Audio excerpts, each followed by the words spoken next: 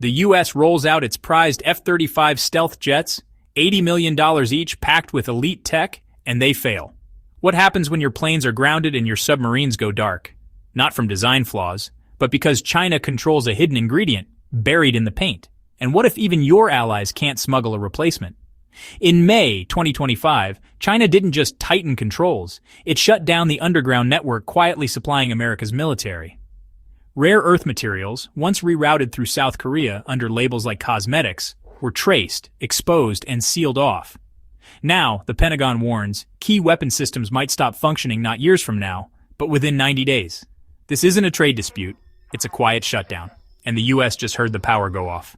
On May 9, 2025, China didn't stop at restrictions. It launched a sweeping crackdown, closing the last rare earth loopholes for America. A coordinated push by China's Commerce Ministry, Customs, and State Security, called Operation Thunder, hit disguised exports funneled through places like South Korea and the UK.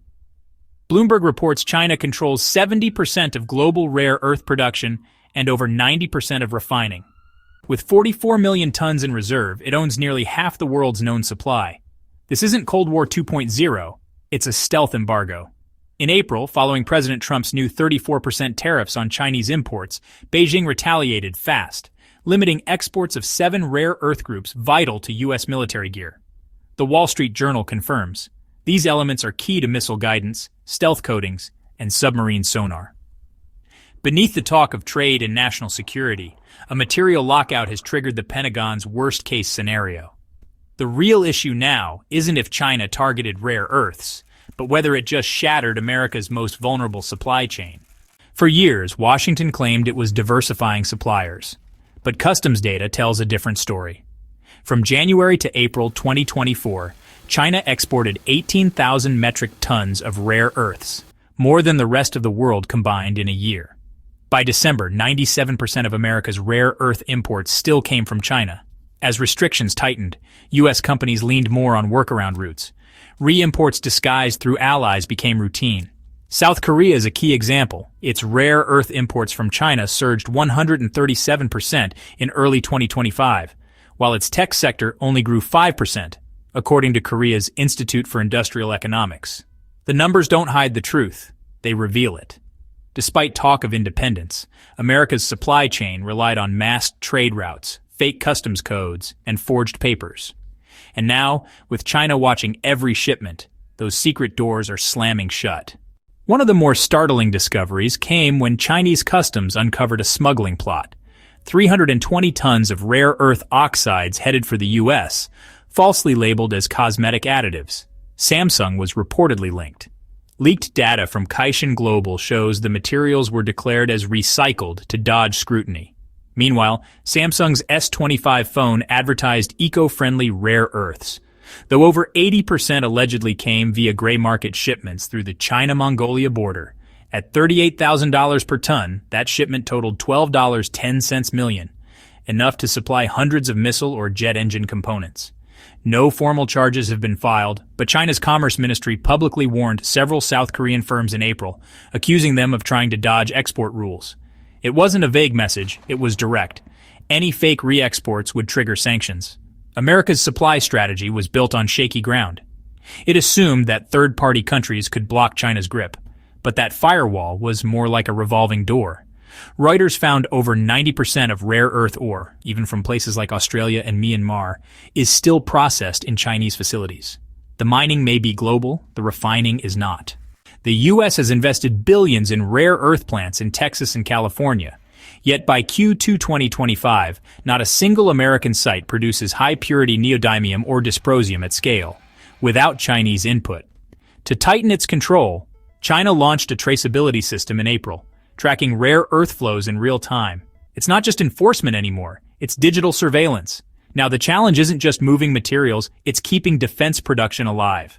Without China's refining know-how, can the West even manufacture its own advanced tech? The UK has voiced frustration over China's slow export approvals. But trade data reveals something odd. In Q1 2025, the UK imported 40% more rare earth magnets from China than it did in early 2024, while British industry demand only grew 15%. Where did the surplus go? Analysts at Chatham House say it likely ended up with U.S. defense firms, especially those working on the F-35 jet, which needs 417 kilograms of rare earths per aircraft. UK companies deny wrongdoing, but China was already moving ahead. By May 14th, it had approved 3 new exporters, each now required to declare exactly where their shipments go and who's using them. As quoted in the South China Morning Post, a Chinese official called it what it is: counterintelligence. And as Washington races to deliver next-gen military systems, how long until the UK's back door gets shut too? If China fully blocks rare earth exports to the US, the Pentagon estimates many weapons programs could grind to a halt in 90 days.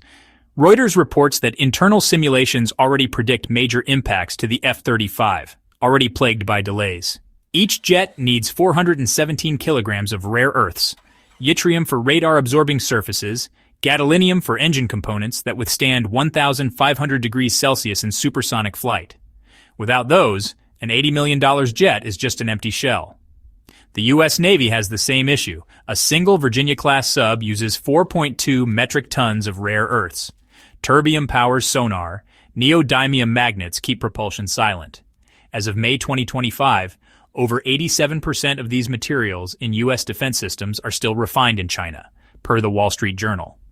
After more than a decade of diversification, the question no one wants to answer is this: if these systems fall quiet, how long before America's deterrence falls with them? And as China tightens its grip, the Trump administration has revived an old plan, with urgency that feels less like policy and more like wartime preparation. The plan? Tap into deep-sea rare earth mining, a last-ditch effort that feels more like sci-fi than policy. We're talking about drilling the ocean floor at depths of up to 5,500 meters, in conditions so extreme the cost rivals building a base on the moon. The tech needed? Still experimental. A 2024 GEO report spelled it out. America's seabed mining capabilities are about 20 years behind China's. According to the U.S. Geological Survey, even if nothing went wrong, which it usually does, starting such an operation would require over $250 billion and take at least a decade to complete. That's assuming it isn't halted by environmental lawsuits, which are practically guaranteed. So, what about alternatives on land? Those plans have crumbled too. Take Ukraine. It has nearly 5 million tons of rare earth reserves, some of the biggest in the world. But there's a huge problem. 80% of those reserves are in regions currently controlled by Russia. Then there's Greenland. It looked promising, until a 2025 Bloomberg investigation uncovered major issues. Cleaning up radioactive waste would add $300 per ton just in remediation costs. Australia, a key ally, hasn't been able to fill the gap either. Yes, they mine rare earths from mineral sands. But once shipped to the U.S., those minerals still require China's proprietary refining tech that remains off-limits to America. By April 2025, even a task force under President Trump admitted the harsh truth. No current rare earth source can scale quickly enough without depending on China's know-how. It's a trap, and not a theoretical one. So if there's no escape route, what's the fallback? That's when China made its next move, not just economic, but digital, sweeping, and total. In April 2025, Beijing launched a nationwide rare earth traceability system.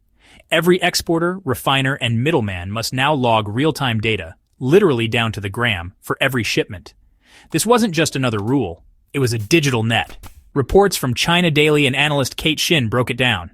The system tracks everything: mine origin, export codes, end-user destinations, and even how the buyer will use the material. The result? Gray market rerouting, the West's go-to workaround, is effectively outlawed. No more hiding behind allied trade flags. No more games. On May 9th, China's Ministry of Commerce declared that stopping illegal flows of strategic minerals was now a top national priority. The system uses blockchain-style tracking logs to ensure complete visibility. It now covers gallium, germanium, antimony, tungsten, and 7 rare earth elements. That's not just regulation. That's a giant net. The scope, massive. China's Customs Authority estimated over $13 billion worth of unauthorized mineral shipments in 2024 alone. And now enforcement doesn't stop at borders. It's backed by live databases, AI systems, and digital surveillance. If this digital wall closes entirely, can the West keep pretending there's still a side exit?